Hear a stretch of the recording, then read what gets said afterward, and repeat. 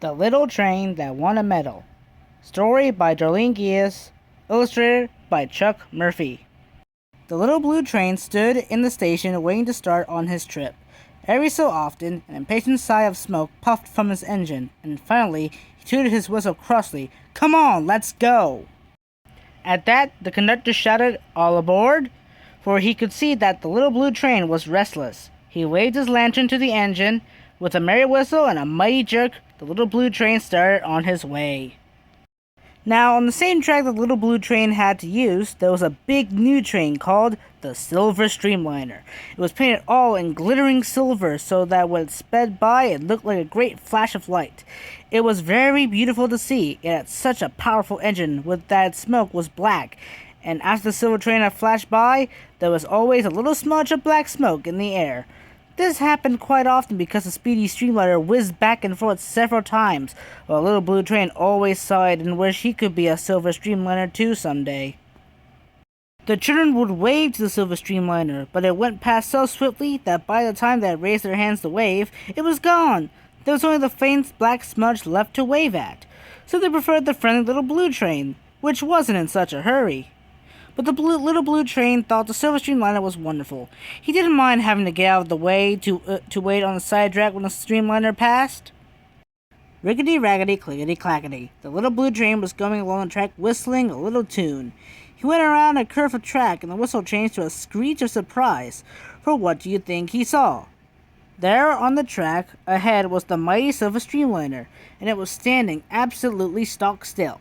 No one had ever seen it stop before, except in the station. The air above it was quite clear. There was no black smoke. There wasn't even any white smoke. Something was the matter.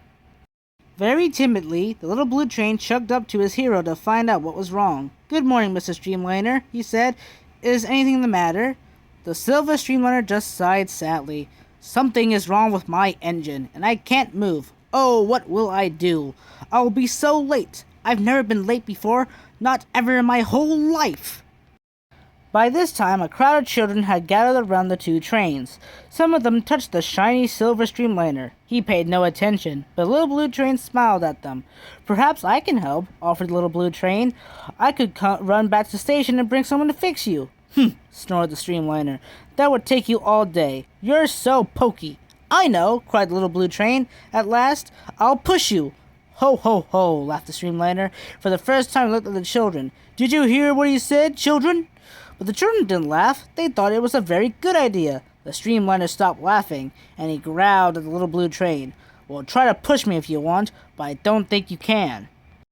The little blue train wasn't so sure he could either, but he had to try. So he started forward. Crashed! He bumped into the streamliner. But he couldn't budge it, and he stopped too. "I guess you're right, Mr. Streamliner. I was silly to think I could push you." And the little blue train looked very sad. But the children all shouted, "Yes, you can, little blue train. Yes, you can." Some of them went and got buckets of coal, and others brought buckets of water, and they filled the little blue train's engine to in the right places with the coal and water, more than he had ever held before. "Now try, little blue train," they cried. The little blue train felt the cold water making his engine strong, and he heard the voices of his friends cheering him on. And he tried again. He puffed a big cloud of white smoke, and he jerked forward and pushed and pushed. "Come on, little blue train, you can do it," cried the children. Even the streamliner said, "Come on, little blue train, maybe you can." Little blue train chugged and pushed, and suddenly his white smoke turned to gray and he moved a little. He chugged and pushed some more, and his gray smoke turned black. And presto! He was moving the streamliner. "Hurrah!" shouted the children. "Hurrah, hurrah!" shouted the streamliner. Clickety-clackety, rickety-rackety. The little blue train pushed the streamliner, and they went very fast too, because it didn't have to get out of the way for anybody.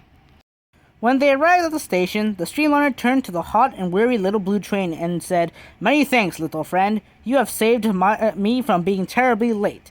That was the best ride I've ever had." And then he screwed the big silver disc on his side that spelled "Streamliner" in beautiful letters. Someone in the crowd gave him some red ribbon, and he tied the disc around the little blue train's smokestack like a medal, while the little blue train blushed for joy. Now Little Blue Train rides through the countryside puffing his round white clouds of smoke at the children. He still stops on the side to let the silver streamliner speed pass, and they whistle to each other now.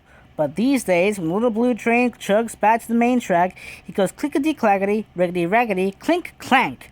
That clink-clank is the metal banging on his engine. It makes him feel just like a silver streamliner. The end.